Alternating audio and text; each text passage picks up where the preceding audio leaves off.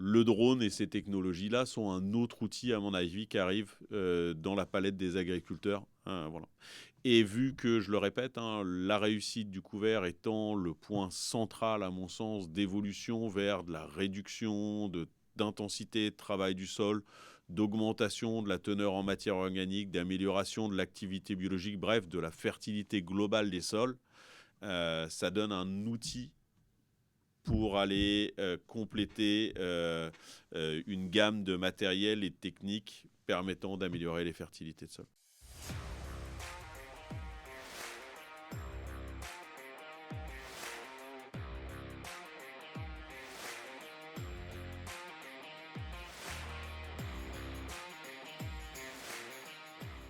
Bonjour à tous, ravi de vous retrouver aujourd'hui pour ce format podcast.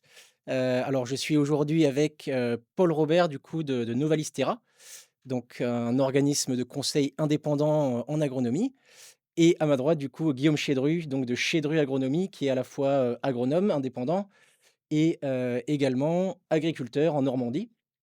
Voilà, alors moi pour ma part je m'appelle Roméo Vezo, je représente aujourd'hui Oligoplus et voilà, ce que je fais moi, c'est que j'échange avec énormément, d'acteurs du monde agricole.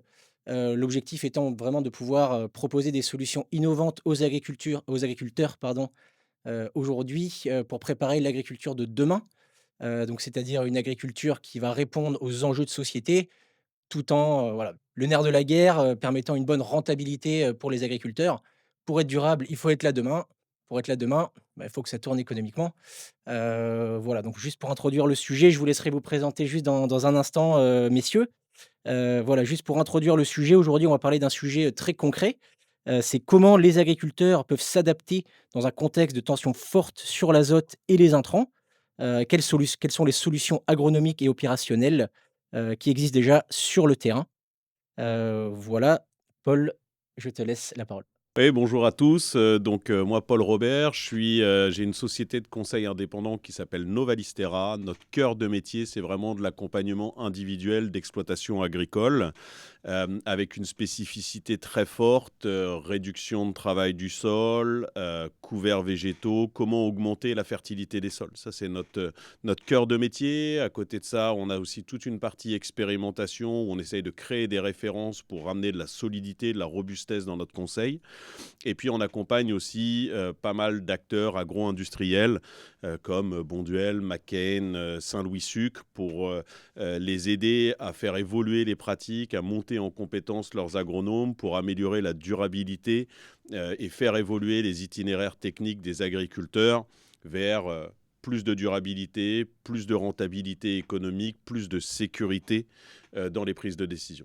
J'oubliais aussi une chose, c'est qu'on s'associe, nous, avec une société qui s'appelle Gaia pour compléter notre offre vraiment sur la partie réglementaire, pour vraiment traçabilité aussi, pour sécuriser aussi l'ensemble des prises de décision dans un cadre réglementaire homologué.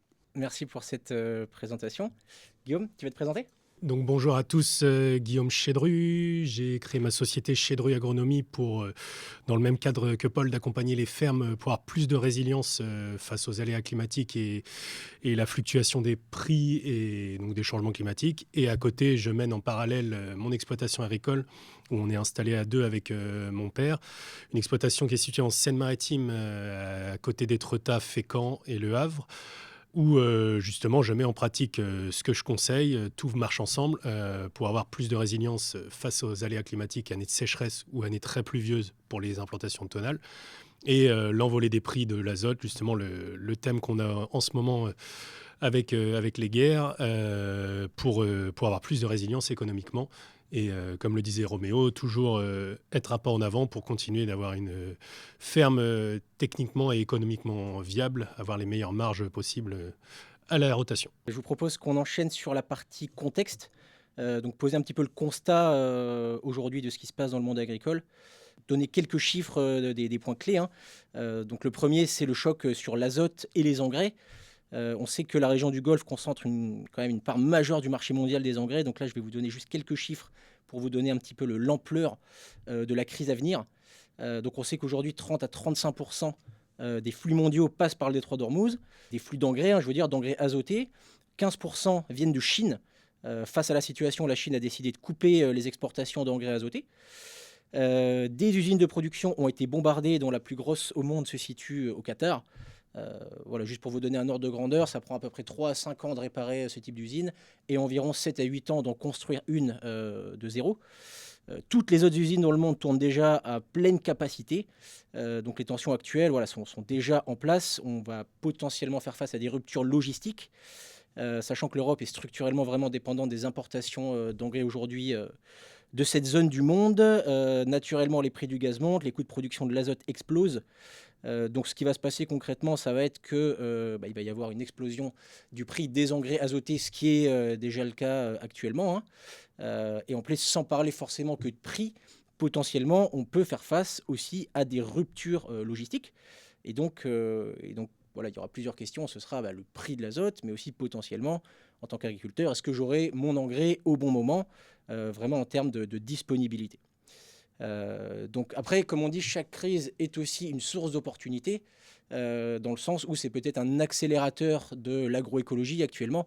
Peut-être que l'agroécologie n'a jamais été aussi rentable. Voilà, donc l'idée, c'est vraiment de voir comment on va optimiser tout ça. Donc on va parler de tous ces sujets-là aujourd'hui.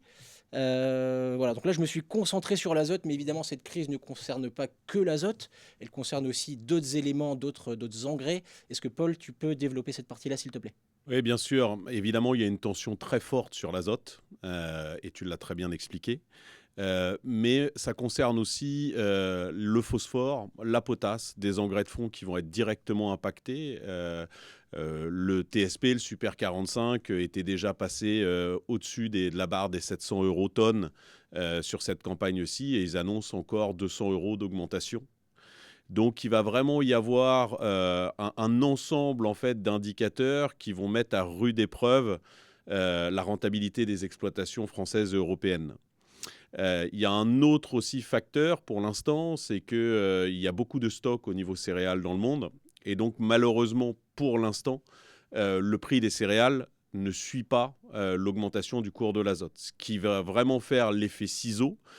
Après, ça c'est le constat aujourd'hui. Les notes d'espoir qu'on peut avoir, c'est qu'avec la baisse aussi de disponibilité d'azote et l'augmentation des prix de phosphore-potasse, on va peut-être avoir dans l'hémisphère sud moins de production de céréales, une tension sur les marchés qui va se créer et peut-être un rattrapage du cours de céréales. Mais en tout cas, pour l'instant, l'effet ciseau est très fort et donc il va falloir mettre en œuvre toutes les stratégies pour gagner en rentabilité sur les exploitations.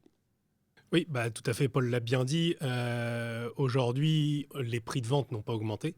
Et si on parle vraiment de marge à la culture et à la rotation, il va falloir baisser les charges. Donc, par ça, c'est ce qu'on essaye de développer dans nos entreprises de conseil et sur mon exploitation, c'est d'utiliser l'agronomie pour avoir une fourniture d'engrais organique du sol pour baisser après les charges engrais sur la rotation. Donc, c'est vraiment mettre en place des méthodes agronomiques de couverts végétaux, d'engrais organiques, de rotation, pour avoir le maximum d'armes et de fourniture du sol pour baisser après par la suite les engrais minéraux. Paul, aujourd'hui, selon toi, quelles sont les alternatives concrètes, en tout cas les solutions pour essayer de pallier à cette situation?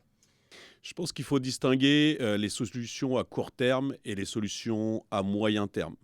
À moyen terme, je dirais, on va commencer par ça, ce n'est pas les plus faciles à faire, c'est vraiment une adaptation des pratiques avec une gestion du parc matériel pour aller diminuer les charges mécaniques sur la ferme. J'entends par là les charges de traction, de travail du sol. Et donc là, c'est vraiment une évolution quelque part vers de la réduction d'intensité de travail du sol qui va limiter la puissance des tracteurs, les consommations. Guillaume pourra vous donner certainement des chiffres de consommation à l'hectare. Il y a un impact qui est énorme, mais évidemment, c'est quelque chose qu'on va raisonner sur le moyen terme.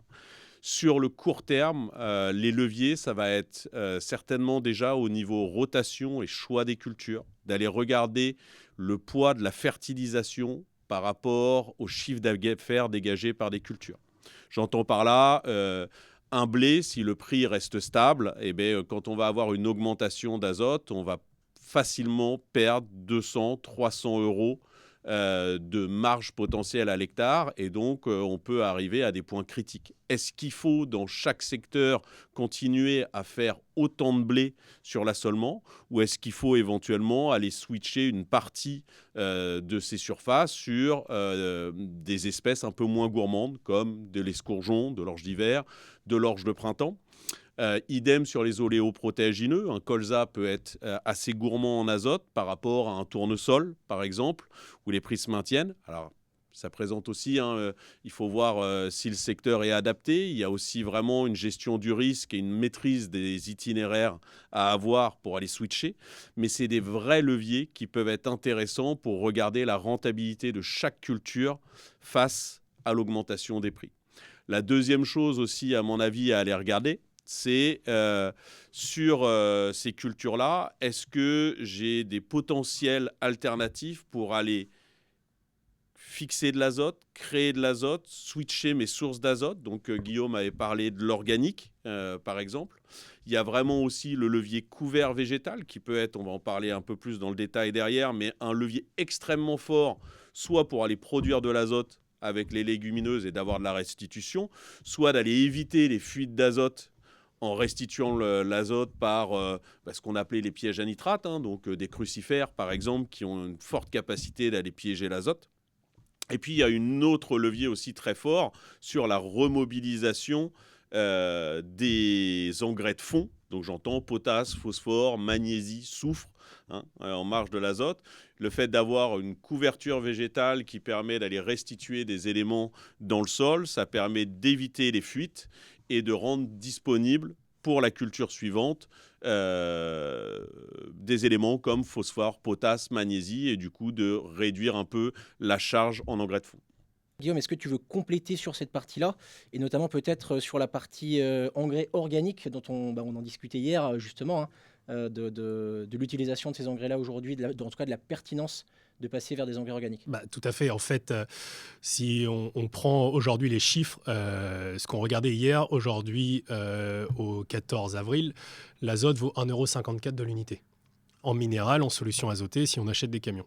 Acheter des fientes de poule déshydratées, lisier de porc déshydraté et tout, on est environ à 2,70 € de l'unité. Sauf qu'il ne faut pas s'arrêter là. Dans une fiente, dans un engrais organique, on a tout ce qui est PK derrière aussi. Donc en fait, il faudrait faire un calcul sur l'ensemble de ces choses-là. Un engrais organique va aussi augmenter notre vie biologique du sol. Du coup, en fait, l'agriculture, c'est un ensemble. Il ne faut pas raisonner juste l'azote. L'azote minéral, c'est bien, on nourrit notre plante, mais on ne va pas nourrir toute l'activité biologique de notre sol. Donc par la suite, sur le long terme, on sera moins résilient. Donc travailler avec des organiques aussi offre cette porte d'entrée-là. Et je voulais juste recompléter ce que disait Paul aussi tout à l'heure. C'est vrai qu'il ne faut pas s'arrêter qu'à l'azote durant cette crise.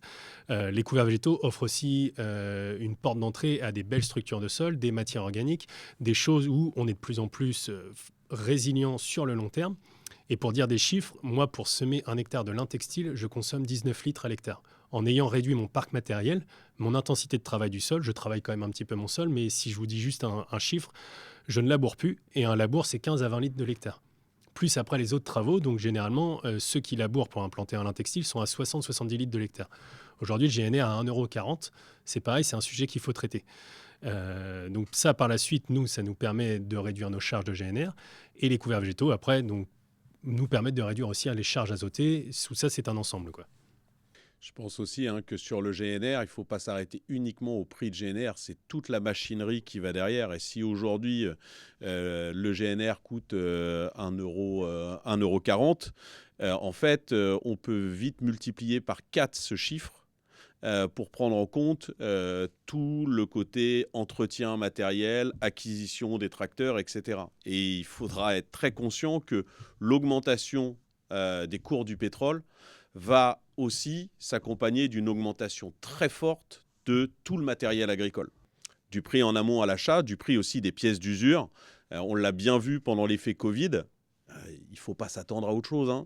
On va avoir encore une augmentation très forte de toutes ces pièces d'usure. Donc, à mon sens, il faut aller absolument miser de plus en plus sur la biologie, sur finalement le travail racinaire, sur le travail des plantes, sur le travail des micro-organismes. Et donc, on vient typiquement, le couvert végétal est la clé dans ces systèmes-là. Si vous voulez réduire l'intensité du travail du sol, il faut, dans un premier temps, et c'est obligatoire, réussir ces couverts végétaux. Je vous propose qu'on rentre vraiment dans le vif du sujet des couverts végétaux comme levier agronomique. Voilà, concrètement, comment on passe d'un poste de dépense. Aujourd'hui, en tout cas pour beaucoup d'agriculteurs en France, les couverts sont encore considérés un petit peu comme une contrainte, parfois difficile à implanter, parfois qui ne lèvent pas à cause du climat. Voilà, donc comment on passe d'un poste de dépense à un poste rentable, que le couvert vraiment travaille pour vous et vienne vous apporter de la rentabilité sur vos exploitations. Alors Paul, est-ce que tu veux introduire pour toi, c'est quoi les rôles des couverts végétaux dans la gestion de l'azote et pourquoi sont-ils aujourd'hui incontournables sur les exploitations agricoles? Le rôle des couverts végétaux, je l'avais introduit un peu avant, il peut y avoir limiter les pertes, hein, et on parle de l'azote, mais on va parler aussi du phosphore pour limiter la complexification du phosphore, améliorer sa biodisponibilité. On peut parler aussi de la potasse qui normalement n'est pas mobile dans les sols, mais aujourd'hui on a des CEC qui sont saturés, des sols qui ont trop de cations par rapport à la capacité de les retenir. Et peut-être juste un chiffre, hein, dans des sables on peut perdre 150 unités de potasse par an par lessivage. Donc, c'est un levier extrêmement important. Je pense que ce qu'il faut retenir aussi sur les couverts, c'est que pour avoir de l'azote qui est restitué, il faut de la légumineuse dans les couverts. Et il faut limiter aussi ce qu'on va appeler la ninification, ou en tout cas le C sur N, le rapport carbone sur azote des couverts. Donc, il y a vraiment une gestion aussi à avoir. Il faut faire de la quantité, de la production de biomasse, si on veut de la restitution d'éléments. Et donc ça, le premier facteur, ça va être la date de levée du couvert. La deuxième chose, donc pour avoir de la biomasse, et la deuxième chose, c'est qu'il va falloir avoir un mélange de couverts qui reste vert, qui n'aille pas trop vite à floraison, pour permettre de garder un rapport carbone sur azote faible et avoir une très bonne restitution des éléments pour la disponibilité des cultures suivantes. Un beau couvert, c'est un couvert qui est diversifié. On ne met pas tous nos œufs dans le même panier. En fait, chaque année est différente. On peut avoir une année de sécheresse, une année humide, une année à limaces, une année sans limaces. Donc si on veut déjà avoir le maximum de végétaux qui poussent, il faut faire un couvert multi-espèces. Minimum 4 espèces pour avoir déjà une chance de réussir quelques espèces. Dans le meilleur des mondes, généralement, on arrive à réussir toutes les espèces, mais il faut quand même penser toujours au pire. Du coup, voilà, un couvert diversifié. Minimum 50% de légumineuses, pour revenir à ce que disait Paul, pour avoir de l'azote fixé symbiotiquement. Et une crucifère va capter l'azote, mais ne va pas en créer. En fait, on va juste limiter les pertes. Donc, il faut vraiment de la plante qui va aller capter de l'azote atmosphérique, la remettre dans le sol, enfin, le principe des légumineuses. Donc ça déjà. Ensuite, de la biomasse. Un couvert qui est dense en densité de population, mais aussi en hauteur de végétation. Donc ça passe par des degrés jours. Toute plante, ça pousse avec des degrés jours. Donc il faut le semer le plus tôt possible, soit dès que les sols sont libres, soit avant moisson. Parce que plus on attend, même si on adapte des espèces hiver, on va aller mettre un couvert et on va le détruire à peu près à la même époque si on sème un lin textile.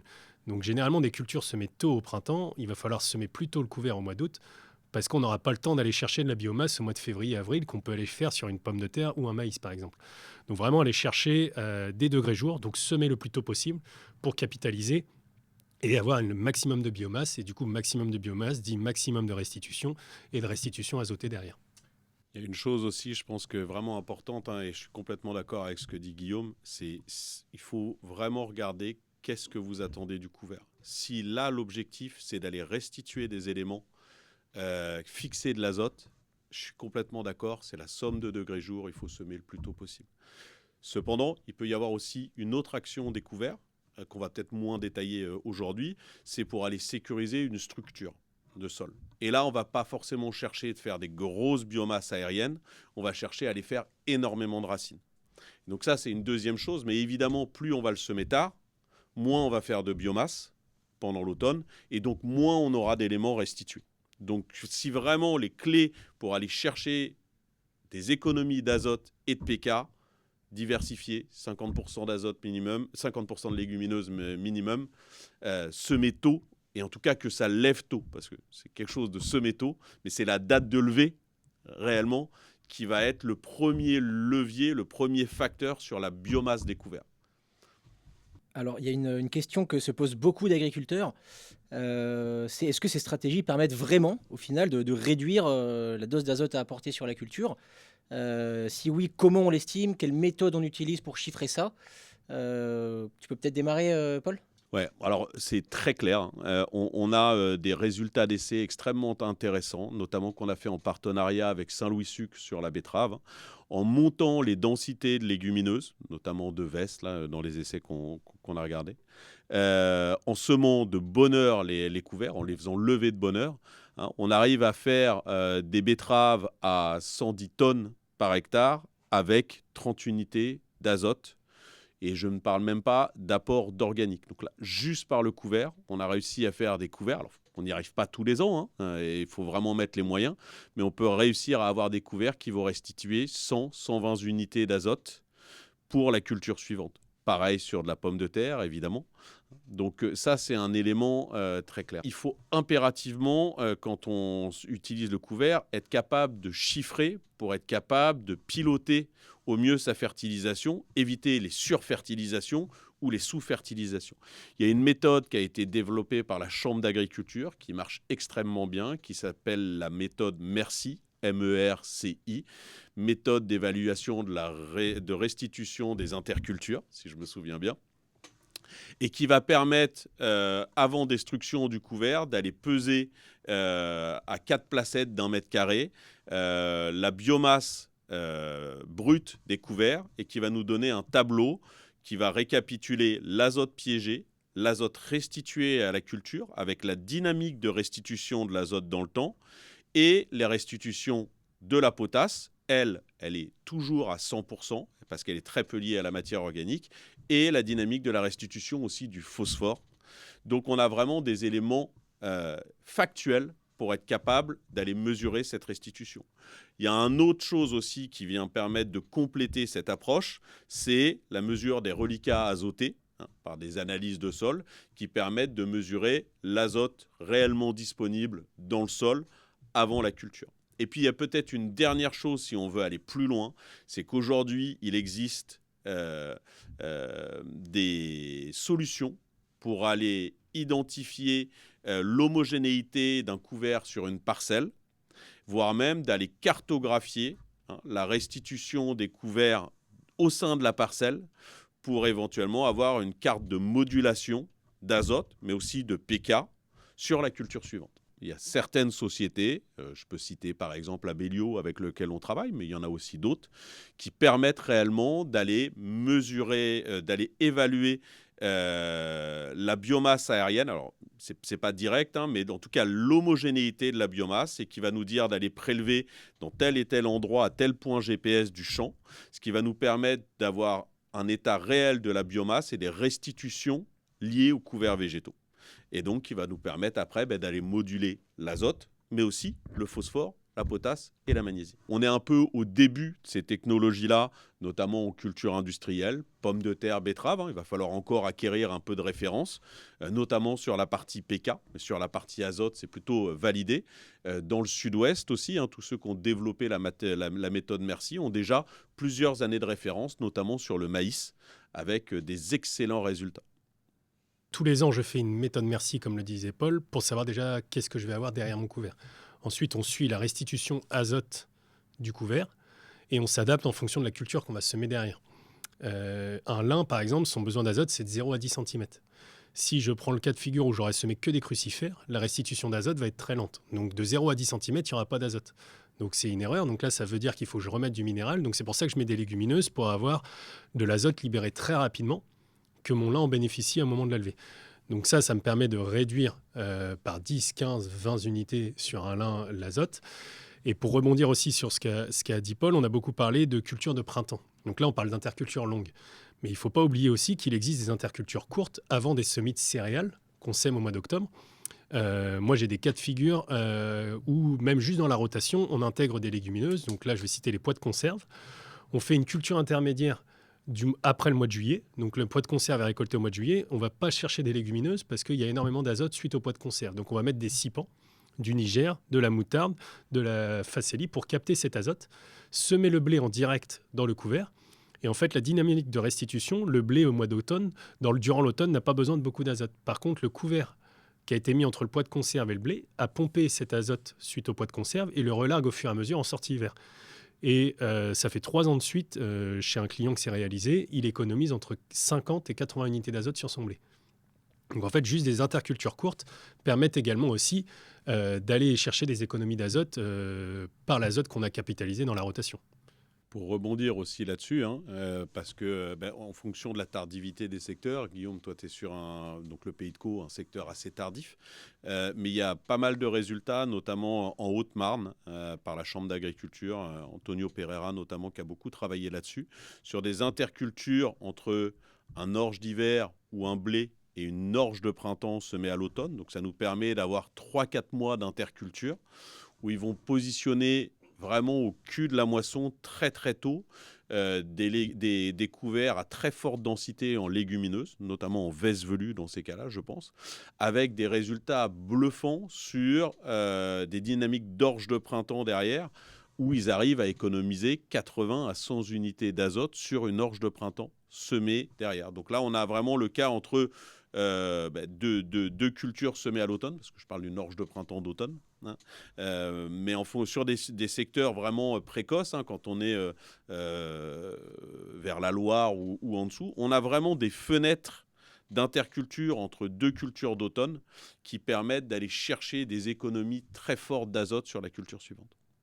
Je discutais avec pas mal d'agriculteurs qui aujourd'hui ne mettent pas de couvert en interculture courte. Donc par exemple entre deux céréales, parce qu'en fait ils ont beaucoup de mal à les implanter directement après la moisson à cause des conflits de chantier, de l'organisation, etc. Et du coup en fait ils n'ont pas envie concrètement de semer un couvert fin août pour le détruire fin septembre, quoi. Et donc dans ce cadre-là justement ça peut être intéressant de changer de méthode d'implantation, potentiellement de passer sur du semis avant moisson. Donc ça, c'est des choses qu'on va aborder juste après. Paul, est-ce que tu peux nous détailler un petit peu plus concrètement les différentes méthodes d'implantation? Et on viendra après sur la plateforme d'essai que tu as mis en place en 2025 avec la récolte et qui était extrêmement intéressante. Donc voilà, déjà, est-ce que tu peux nous présenter un petit peu ces différentes méthodes? Bon, on va partir de la méthode la plus classique, en fait, qui est un déchômage derrière la moisson, après ou sans, enfin, avant, avec ou sans exportation de la paille. Le déchômage permet d'aller bouler la paille, d'aller faire jouer la paille, éventuellement d'avoir un faux semis l'été. Et puis, on va attendre les relevés d'adventice ou du précédent, de céréales, pour ensuite venir les détruire et semer un couvert.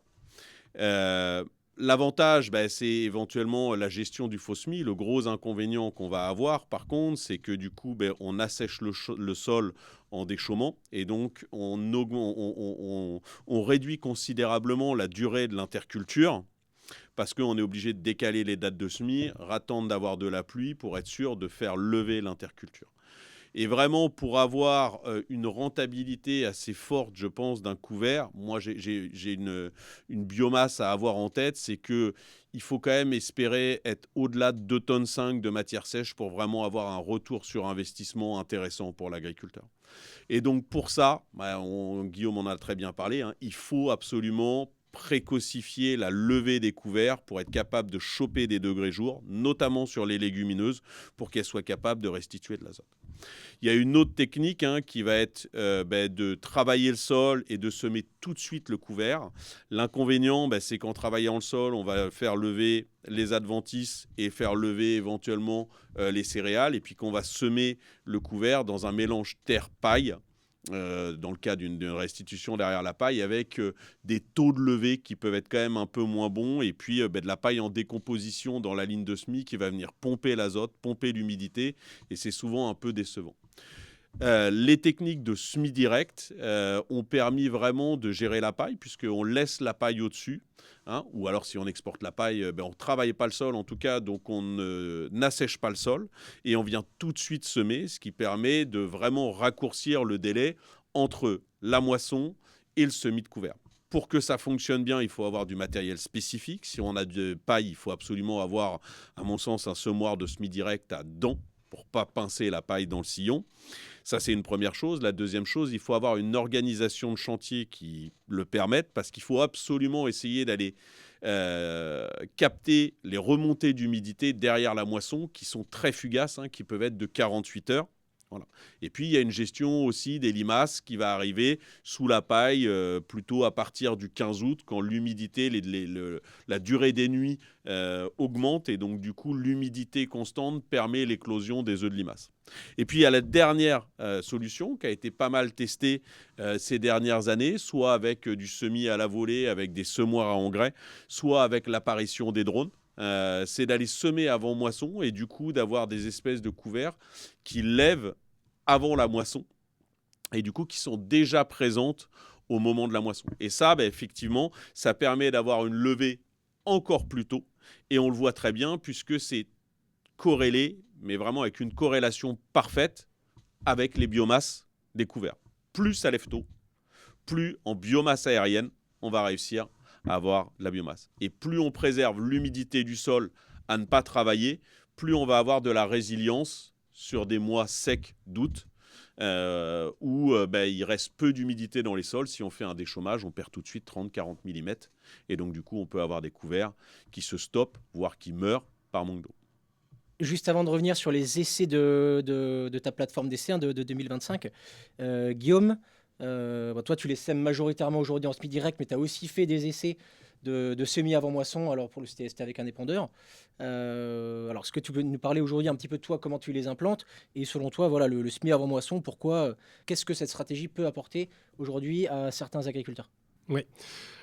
Donc pour commencer, nous, pour présenter notre technique, on a créé un semoir à dents où justement, comme le disait Paul, on vient vraiment ouvrir le sillon et faire un contact terre-graine et pas paille-graine. Et du coup, on a une chance quand même par rapport à d'autres secteurs, c'est qu'on est en région maritime et on a de l'humidité, des petites rosées ou les meilleures années de la pluviométrie au mois d'août. Donc en fait, le semoir direct, on arrive à réussir nos couverts, on fait entre 5 et 8 tonnes de matière sèche grâce à cette chance qu'on a la météo assez humide au mois d'août. C'est d'autres problématiques pour les récoltes, mais pour les couverts, au moins, ça pousse bien. Donc on arrive à gérer nos couverts avec le semoir à dents. Nous, ce qu'on voit en porte d'entrée dans notre région pour les semis à la volée avant moisson, c'est vraiment une organisation de temps de chantier.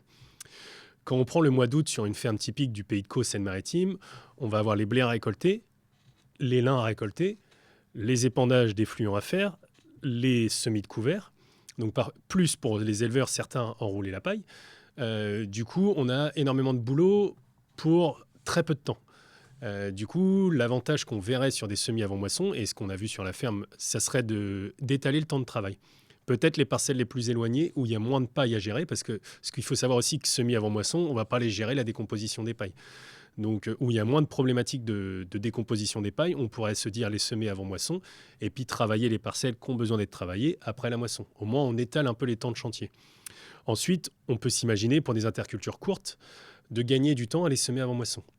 Moi, j'ai un résultat qu'on a fait des essais avec Serience, où j'ai semé le 13 juillet, récolté le 30, la même espèce et que j'ai semé après le 5 août avec le semoir, donc j'ai 2 bandes. La semis avant moisson, au 29 septembre, faisait 4 tonnes de matière sèche. L'essai Serience, c'était le blé d'or. Et le semis au semoir après moisson, donc le blé d'or aussi, faisait 1 tonne de matière sèche. Le blé d'or, c'est de la veste velue, de la veste titane et de la moutarde brune. Tout ça enrobé, la moutarde était enrobée d'argile pour avoir la taille d'une balistique de la veste, pour pouvoir épandre avec un épandeur à engrais avant la moisson dans les temps de traitement du pulvérisateur. On épand avec un épandeur à engrais, on va chercher à avoir la balistique d'un engrais justement, parce que les épandeurs à engrais sont calibrés pour dire la taille de cette graine-là va aller à tant de mètres de large. Du coup, la veste se rapproche d'une balistique d'engrais. La veste velue que j'ai utilisée, c'était la même balistique. Du coup, la société Serience et même d'autres sociétés le font, la récolte, on ne va pas citer tout le monde, mais font cette taille, enrobent les graines de moutarde qui sont beaucoup plus petites avec de l'argile pour pouvoir l'épandre à la largeur de la veste. Donc c'est vraiment pour ça qu'elle est enrobée d'argile, et en plus pour ça, pour capter un peu les points de rosée et avoir un peu plus d'humidité autour de la graine, l'argile va capter l'humidité pour pouvoir la faire germer plus facilement. Donc Novalistera a mis en place une plateforme d'essai couverts végétaux en 2025 à Lierville, donc dans l'Oise. où j'étais hier du coup, visiter la parcelle. Alors il n'y avait plus de couvert, hein, mais au moins on était sur place. Alors juste pour introduire, donc l'objectif de cette plateforme, c'était de tester différents mélanges de couverts et différentes méthodes d'implantation. Donc à la fois du semis avant moisson, notamment par drone, et du semis après moisson en système classique, disons, TCS, et en semis direct, calculer les coûts d'implantation, la biomasse, et au travers de la méthode Merci derrière, les restitutions à la culture suivante, et synonyme potentiellement d'économie d'engrais. Donc voilà, pour résumer en quelques phrases, je te laisse en parler avec tes mots. Oui, on a eu un partenaire, La Récolte, qui a voulu aussi faire cet essai avec nous. Pour nous, ce qui était important, c'était vraiment d'avoir des chiffres tangibles pour mesurer en fait l'impact de ces différentes méthodologies. Ce qui leur sort sur cette plateforme, ça confirme exactement ce que disait Guillaume, c'est que ce qui va être le plus corrélé à la biomasse du couvert, c'est la date de levée du couvert. Et évidemment aussi la réussite en termes de densité. Ce qu'on a pu voir, donc on avait testé plusieurs couverts à la volée. On avait testé des couverts avec une base trèfle incarnat. L'avantage de ce trèfle, en plus, c'est qu'il est tolérant à la Phanomyces et donc dans la rotation, on ne vient pas dégrader le risque à Phanomyces sur certaines légumineuses. On a testé aussi des bases Vès velues. Et puis, ça, on les a fait en semis à la volée, en semis direct au 5 août et en TCS au 25 août.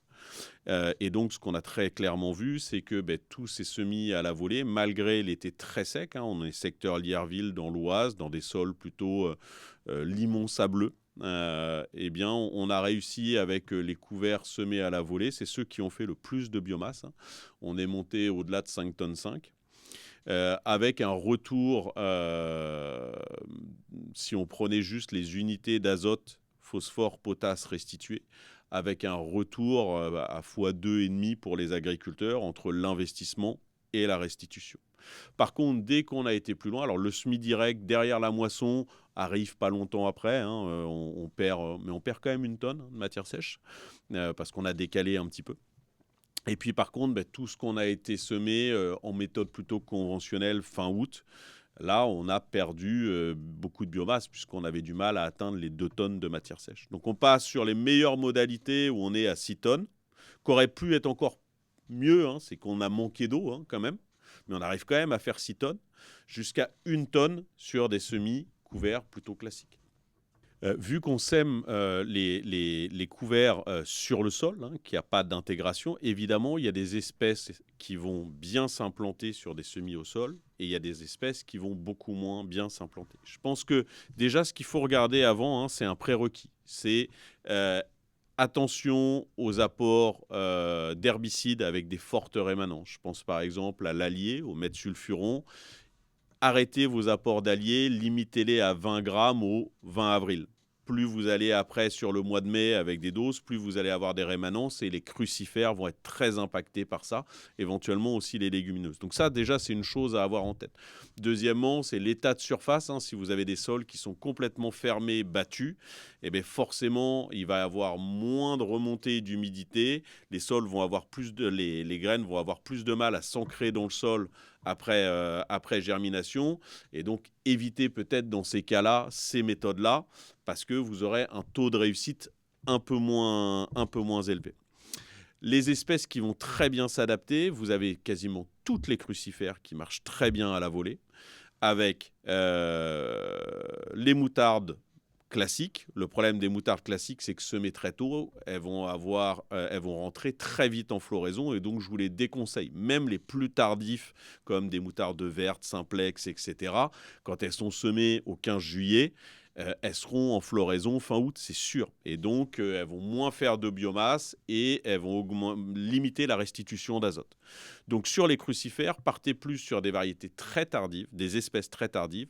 Vous avez la moutarde d'Abyssinie, il y en a plusieurs, qui marchent très très bien. Vous avez aujourd'hui des moutardes brunes très tardives. Il n'y en a pas 36 000, hein, mais il faut vraiment aller sur les très tardives. Et vous avez les radis, notamment les radis fourragés, qui marchent très bien. Attention, il y a des très grosses différences variétales de tardivité. Hein, vous avez des variétés comme par exemple le radis final qui est très très tardif, et puis vous avez des radis qui sont beaucoup plus précoces et du coup qui vont arriver à floraison comme des moutardes. Au niveau des légumineuses, tout ce qui est très grosse graine va avoir énormément de mal à s'implanter. Les févroles, il faut oublier.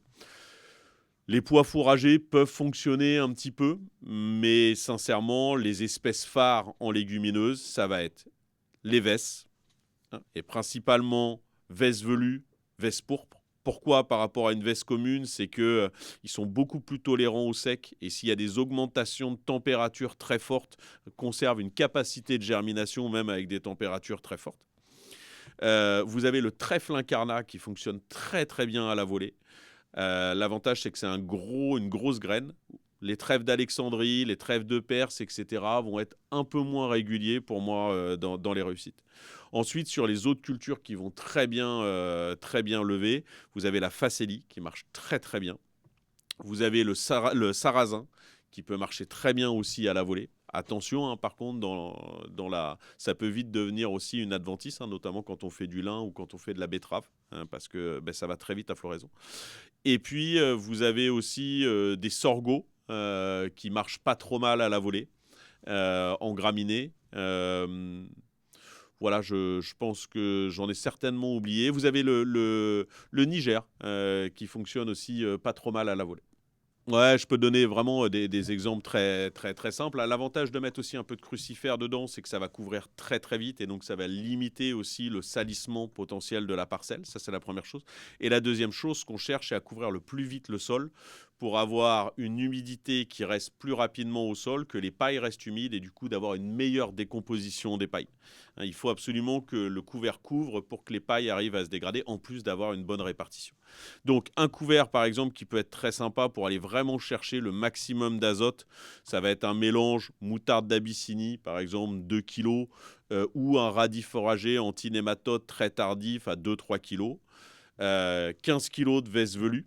Alors, il y a plusieurs tardivités, hein. Si on veut aller chercher des intercultures un peu plus courtes, on va aller chercher de la précocité.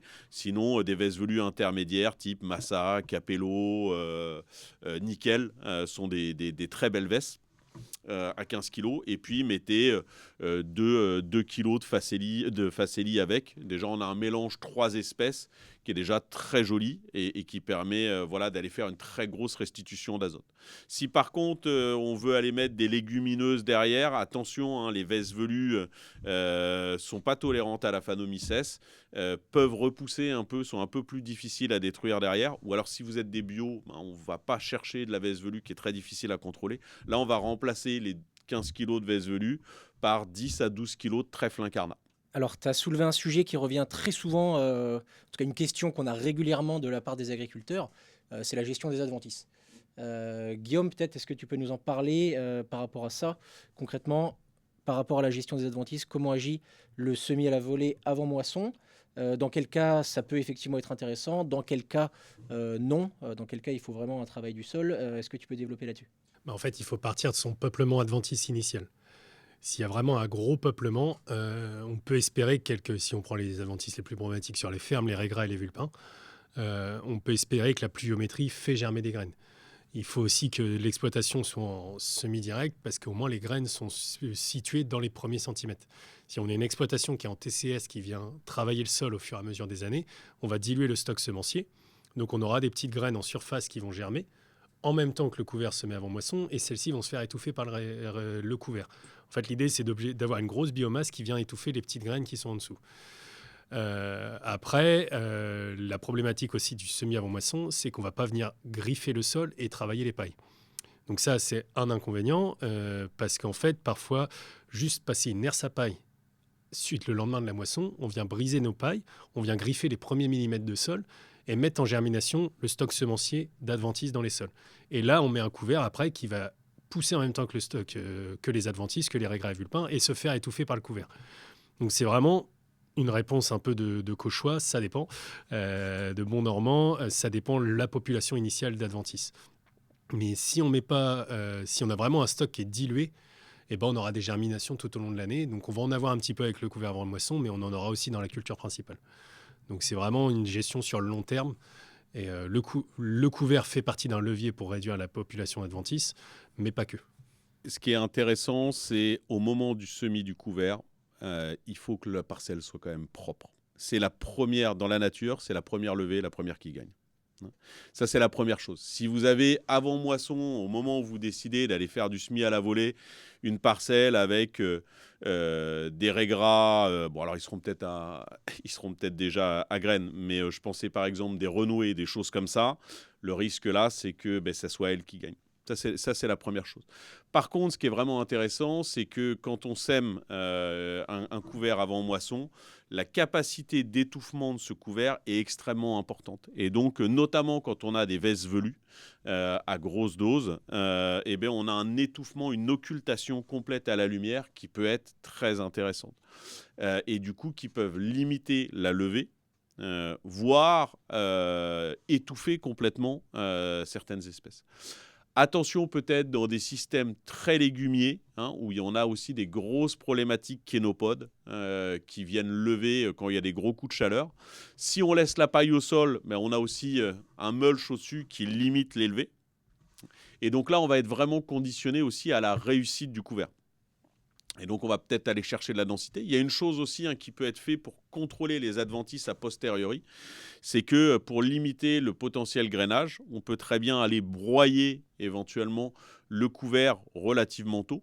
Par exemple, je pense début mi-septembre, pour limiter le risque de grainaison s'il y a quelques kénopodes qui sont levés. Et l'avantage quand on a soit une veste velue, soit un trèfle incarnat, c'est que la veste velue et le trèfle incarnat vont repartir.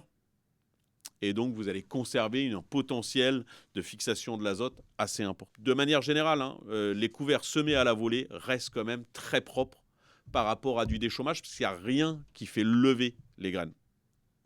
Par contre, si vous voyez qu'il y a eu les conditions qu'on fait, un gros coup de flotte au moment où, par exemple, derrière la moisson, au moment où le couvert n'a pas encore occupé l'espace et qu'on a quand même des levées de kénopodes, vous avez toujours un second levier possible, qui est éventuellement d'aller mettre un coup de broyeur et de privilégier des espèces qui vont repartir, comme la veste velue ou le trèfle incarnat dans le couvert. Une question qui revient souvent, c'est la gestion des limaces.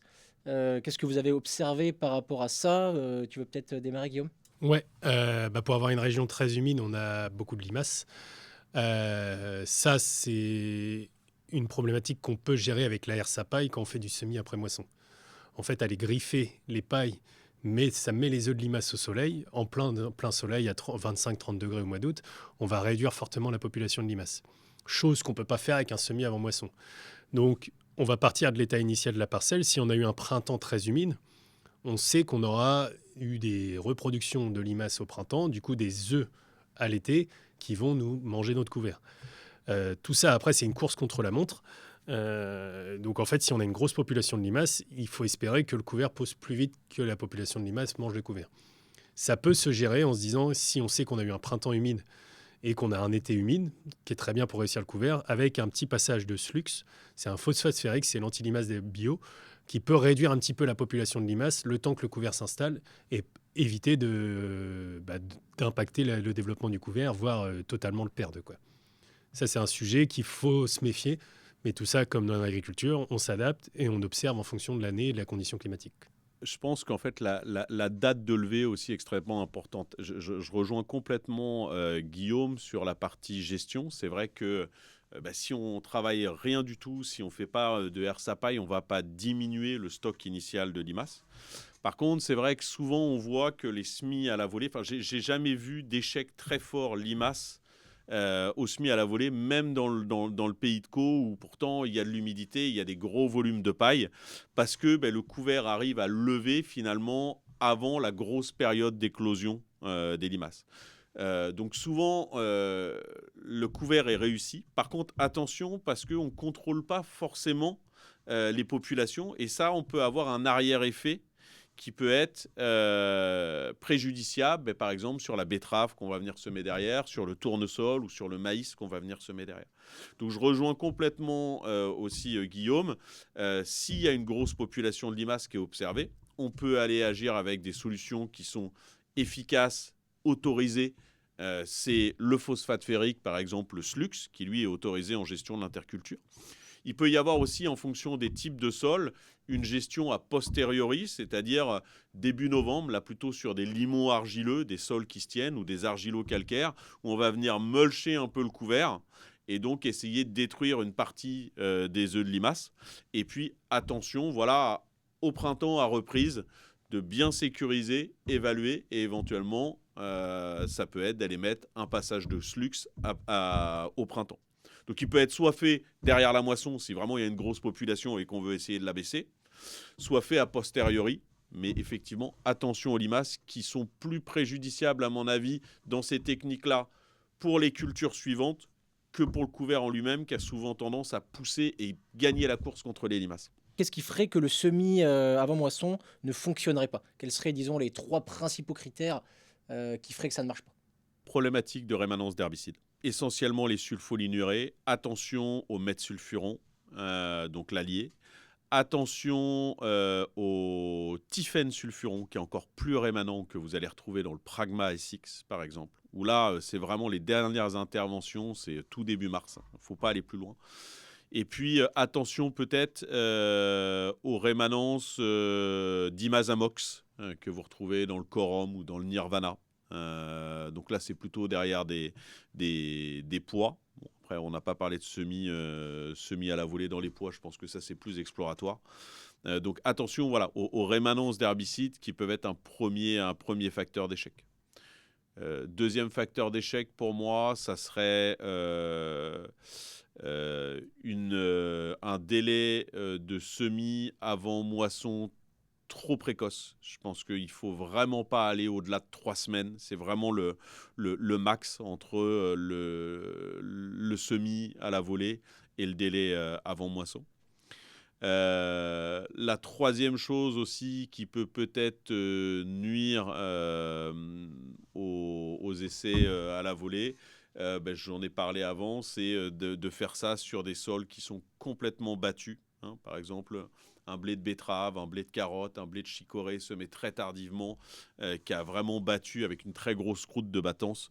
Je pense que ça limiterait considérablement le potentiel. Voilà. Aujourd'hui, dans l'univers agricole français, ça reste quand même très très minoritaire. Pourquoi ça ne s'est pas plus développé jusqu'ici? Je pense qu'il y a eu une première voie de développement, ça a été le semis au semoir à engrais. La problématique, c'est que la technique d'enrobage coûte assez cher. Et donc, on arrive souvent sur des mélanges qui valent une centaine d'euros de l'hectare. Ça, c'est la première chose, qui peut être un peu rebutant. Mais en fait, quand on regarde l'analyse des chiffres par rapport à du travail du sol, surtout dans le contexte actuel, on est largement payant. La deuxième chose, c'est peut-être juste de redemander aux agriculteurs d'aller, si c'est sur des petites surfaces, parce qu'à chaque fois, c'est des phases de test au démarrage, hein, avant de remettre l'épandeur, de calibrer l'épandeur, etc. Ça fait un peu de temps. Et puis, l'autre chose qui était un peu limitant aussi sur les épandeurs, c'est que il faut vraiment veiller, quand on est avant moisson, à limiter l'égrainage sous le tracteur qui passe l'épandeur. Et donc ça, on arrive à le corriger en faisant ça vraiment à la rosée. Donc ça peut être très tard le soir, l'été, soit très tôt le matin, et puis en mettant une bâche devant. Donc voilà, c'est plusieurs petites techniques comme ça. Il y avait aussi une méconnaissance, mais ça a déjà vraiment donné le progrès. Et puis c'est vrai que l'arrivée des technologies au drone, avec l'augmentation des capacités, des débits de chantier et la réduction des coûts de ces technologies, ouvre des portes qui n'étaient pas forcément disponibles il y a 5-10 ans, et donc qui deviennent très intéressants pour pousser ces techniques de semis sur une partie de l'exploitation. Comme l'a dit très bien Guillaume tout à l'heure, à mon avis, c'est vraiment une stratégie d'aller optimiser l'organisation du chantier, éventuellement d'aller faire des parcelles qui sont plus loin ou aller vraiment viser une grosse biomasse devant des cultures qui vont être faciles à gérer, même s'il y a un peu de défaut de paille, je pense par exemple, voilà, devant des betteraves, si on a un semoir adapté à disque en non-labour qui vont très bien se passer. Toute nouvelle méthode, tout agriculteur aime bien se conforter à ses acquis. Même des choses qui ne marchent pas du feu de Dieu, si ça marche un petit peu, ça évite un gros changement et la prise de risque. C'est encore une nouvelle méthode et le drone, je pense, peut apporter plus de possibilités et de force de frappe parce qu'avec les épandeurs à engrais, on n'arrive pas à aller à la largeur de nos 30 traitements. Enfin, nous, sur notre exploitation, on a un pulvérisateur de 39 mètres. Aujourd'hui, la technologie de l'enrobage, peu importe la méthode, on ne peut pas envoyer une graine à 39 mètres, une petite graine. Du coup, on sème en bande et du coup, il y a des creux entre les passages de traitement. Donc, c'est soit on reroule dans le blé, soit on va ressemer le lendemain de la moisson. Tandis que le drone offre cette possibilité de semer toute la parcelle facilement et de manière homogène, quoi. En fait, moi, j'ai pendu sur 27 mètres et la veste était allée à 27 voire 30 mètres, tandis que la moutarde s'est cantonnée à 24 mètres. On n'a pas réussi à aller à la largeur de la taille de la graine de S. Mais donc c'est pour ça, je pense que l'agriculture de demain va évoluer avec ces technologies-là du drone, qu'on va pouvoir avoir une force de frappe beaucoup plus forte et une régularité dans l'espace beaucoup plus homogène, quoi. Je vous propose qu'on passe à la partie, développer un petit peu plus la partie drone. Alors pour introduire cette partie-là, effectivement, la technologie, le drone a connu une évolution majeure hein, ces dernières années. Concrètement, en fait, avant, typiquement sur la plateforme d'essai que tu as mis en place, toi, à Lierville, en fait, c'était un drone T10. Donc, en fait, ces types de drones-là, en fait, c'était des petits drones. Hein, donc, ils avaient des petites capacités. Il embarquait 8-10 kilos, une faible largeur d'épandage, un débit de chantier assez limité en fonction de différents paramètres, mais on est entre 3 et 6 hectares de l'heure. Donc, en fait, c'était des drones qui n'étaient pas spécialement adaptés à des grosses exploitations, à des gros débits de chantier. Et aussi au niveau de la répartition, hein, on a fait énormément de progrès au niveau des technologies, notamment des systèmes de guidage GPS. Donc tout ça faisait que jusqu'ici, cette technique-là n'était pas spécialement adaptée. Alors peut-être pour faire des petits essais ou des petites exploitations, mais ce n'était pas vraiment adapté à des grosses exploitations, de par le débit de chantier, de par le fait que ce soit très compliqué à mettre en place et aussi en termes de coût, hein, forcément le coût est lié au débit de chantier. Donc aujourd'hui, jusqu'ici, c'était pas spécialement intéressant. Aujourd'hui, on a des machines qui sont plus grosses. Voilà, on peut embarquer jusqu'à 40 à 50 kilos sur un drone. On a un débit de chantier en fonction de 10 à 15 hectares de l'heure. Le drone, il a un plan de vol défini au préalable et c'est extrêmement précis, à 2 cm près. Il va épandre entre 9 et 11 mètres de large. Donc on a un semis qui est précis, qui est homogène et qui permet d'avoir un couvert en place, sans passage d'engin, sans tassement du sol, et qui accessoirement en termes de coût est assez intéressant. Donc voilà, juste pour introduire sur la partie technologie. Messieurs, selon vous, comment vous voyez l'évolution du drone pour l'implantation des couverts à l'avenir? Tu veux commencer, Paul? Je pense que c'est un nouvel outil dans la boîte à outils des agriculteurs. À la fois l'amélioration de la précision, des capacités, à la fois aussi la création de références que plusieurs personnes travaillent pour voir vraiment quelles sont les espèces, les variétés, les mélanges les plus adaptés à chaque région, à chaque contexte, va donner de la robustesse à ces techniques-là. Et puis, ça va permettre aussi de permettre à des agriculteurs qui ne sont pas forcément équipés avec des semoirs de semis directs, qui n'ont pas forcément l'utilité dans leurs itinéraires techniques ou la volonté d'arriver à faire des couverts avec une très grosse production de biomasse, qui va peut-être pas être fait sur 100% de la surface des cultures de printemps. Je ne pense pas que ça soit l'objectif. Par contre, ça va vraiment se démocratiser, à mon sens, et permettre d'ouvrir notamment sur recyclage des éléments, augmentation de la matière organique, parce qu'on n'en a pas parlé aussi, hein, le fait d'aller faire des grosses biomasses de couverts, ça permet d'améliorer durablement la fertilité des sols aussi. Ça va, c'est une nouvelle boîte à outils. Il y a eu vraiment les semoirs à dents qu'on fait vraiment un gros gap, à mon avis, dans la réussite des couverts et dans la capacité d'aller faire des gros couverts. Le drone et ces technologies-là sont un autre outil, à mon avis, qui arrive dans la palette des agriculteurs. Voilà. Et vu que, je le répète, la réussite du couvert étant le point central, à mon sens, d'évolution vers de la réduction d'intensité de travail du sol, d'augmentation de la teneur en matière organique, d'amélioration de l'activité biologique, bref, de la fertilité globale des sols, ça donne un outil pour aller compléter une gamme de matériel et de techniques permettant d'améliorer les fertilités de sol. Je suis totalement d'accord avec Paul, hein, on ne peut pas en rajouter grand-chose de plus. On parle beaucoup depuis quelques années d'agroécologie. On peut parler de matière organique extérieure, de compost et tout ça, mais la clé de voûte des systèmes, c'est les couverts végétaux. Les couverts végétaux sont ratés, on ne pourra pas aller vers de la réduction de travail du sol, de la réduction d'intrants, et on sera toujours dans une agriculture dite conventionnelle où on passe par perfusion, où on est obligé d'apporter les besoins de la culture par du minéral et par du travail du sol pour sécuriser une structure. Donc oui, aujourd'hui, les technologies arrivent et le drone peut être une boîte, un outil pour réussir des couverts dans certaines situations où c'est pas faisable autrement, quoi. Évidemment, il y a encore des voies de perfectionnement, d'adaptation, comme toutes ces nouvelles techniques, mais on a déjà quelques références. Attention à toujours bien reprendre les bases de l'agronomie. On a parlé un peu de structure, ça reste quand même d'avoir des sols qui permettent une capacité d'enracinement. Peu importe les techniques, ça reste la base. Et donc ça, il ne faut pas l'oublier avant de choisir telle et telle technique.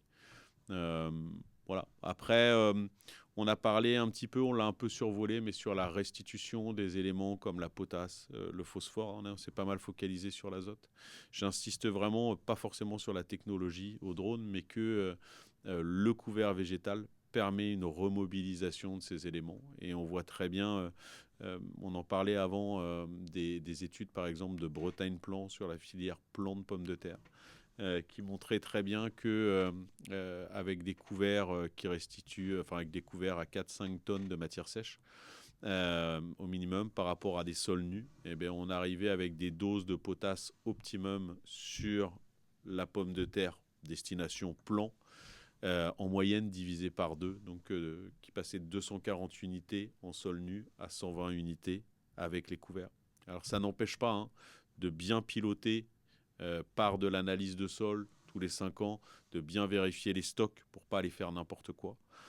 Par contre, ça nous donne une souplesse, notamment dans des années où le cours des matières premières explose, pour aller limiter des charges d'intrants, engrais, tout en continuant à supporter les besoins des cultures pour aller performer en termes rendement et qualité. On cherche à aller avoir une restitution des couverts. Donc, il faut se donner les moyens de réussir aussi.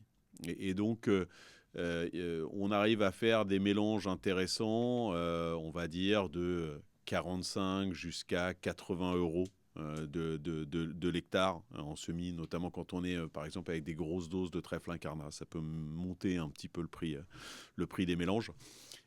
Ça peut repousser un peu certains, puisque on arrive à un total d'environ 100 euros, prestations plus la semence.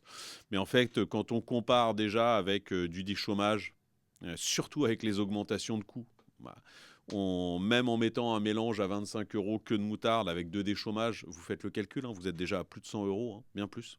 Donc ça, c'est la première chose. Il y a les restitutions d'éléments azote, on en a parlé, PK aussi, mais juste avec l'azote, comme le disait Guillaume, avec une veste velue, c'est quand même assez facile sur ces techniques-là d'avoir 60 unités de restituées. Donc je prends que l'azote, mais si on multiplie par 1,50 €, en fait, la prestation de semis plus le mélange est payé. Et là, ce qu'on n'a pas pris en compte, c'est la matière organique, phosphore, potasse, magnésie, sachant que j'ai plutôt pris une fourchette basse. Ça, c'est la première chose. La deuxième chose, c'est d'avoir un couvert qui a fait 5 à 8 tonnes de matière sèche. Vous allez le gagner aussi sur la capacité de reprise des sols et l'intensité du travail du sol que vous allez être obligé de mettre derrière au printemps pour reprendre des terres. Donc, il faut vraiment avoir une vision globale pour faire un bilan économique. je vous propose qu'on passe à la conclusion du podcast. Alors pour replacer voilà, tout ça dans le contexte, pour revenir un petit peu au sujet de base, les tensions, la crise actuelle du monde agricole, l'augmentation des charges, l'augmentation du coût des engrais, l'augmentation du coût du GNR. Voilà, concrètement, si vous deviez donner un message aux agriculteurs aujourd'hui, quel serait-il? Comment préparer aujourd'hui, poser les premières briques pour aller vers une agriculture, disons, plus vertueuse et où l'agriculteur va vraiment rentabiliser son exploitation. Connaître son coût de production. En fait, tout part de là dans l'agriculture. C'est un des seuls métiers où on ne maîtrise pas le prix de vente de nos produits qu'on fait sur l'exploitation. Du coup, il faut connaître son coût de production. Et à partir de ce moment-là, on va allier économie et agronomie. C'est pour ça que j'aime bien parler d'agroécologie avec l'économie qui vient avec. Du coup, on va détailler son coût de production, donc les charges d'engrais, les charges de travail du sol, les charges de GNR, les charges de main-d'œuvre, tout ça. Et mettre en place un plan agronomique, donc là, ça va partir sur le long terme, par des couverts végétaux, des matières organiques, tout ça, pour essayer de réduire chaque atelier qu'on a dans notre coût de production. Et à partir du moment où on connaît ce coût de production-là, on peut savoir à quel prix il faut vendre pour être rentable. Donc ça, on allie, pour moi, une ferme, il faut toujours allier agronomie et économie. Juste pour faire une petite conclusion rapide sur tout ce qu'on s'est dit tout à l'heure. Je partage tout à fait ce qui a été dit par Guillaume. Il y a un facteur qui est très important de rentabilité sur les fermes, c'est l'organisation.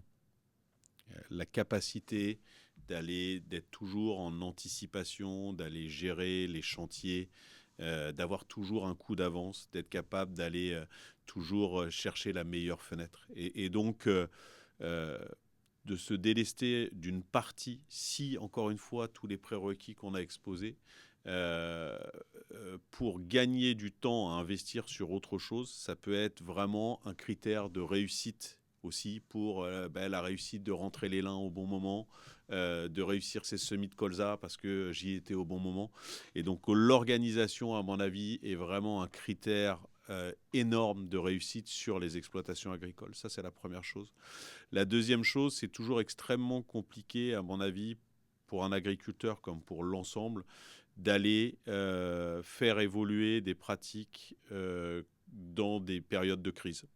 Il y a vraiment une gestion du risque à avoir, puisque, évidemment, on n'a pas envie d'aller risquer dans des périodes où c'est extrêmement tendu.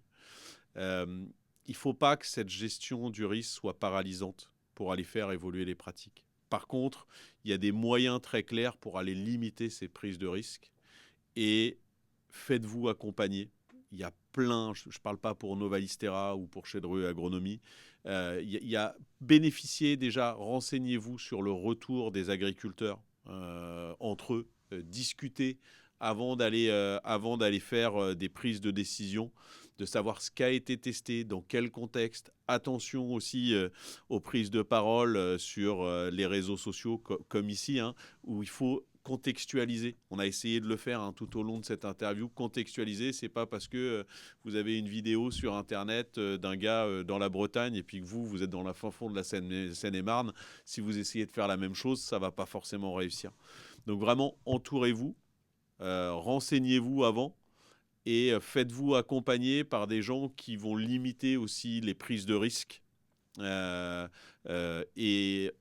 à mon avis, avec l'organisation, plus c'est limiter cette prise de risque, ça vous sécurise pour aller bouger, pour aller faire évoluer des pratiques. Et peut-être qu'aujourd'hui, surtout dans des contextes comme ça, le risque, il n'est peut-être pas il est peut-être pas de faire évoluer ces pratiques, le risque, il est plutôt de ne pas bouger, de faire comme avant, parce qu'on n'est plus dans le même contexte. Donc, essayez de sortir aussi, si possible, du cadre, mais en sécurisant le risque par un accompagnement qui peut être des voisins agriculteurs qui ont déjà fait ou des conseillers de chambres, de CER, etc. Des gens qui ont des compétences, qui ont testé et qui connaissent le terrain.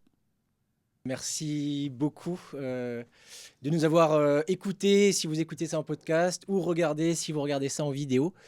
Et je vous dis À très bientôt. Merci beaucoup, messieurs, d'être venus aujourd'hui, évidemment, hein. Merci. Voilà, et puis on se retrouve bientôt pour une prochaine vidéo. Merci beaucoup.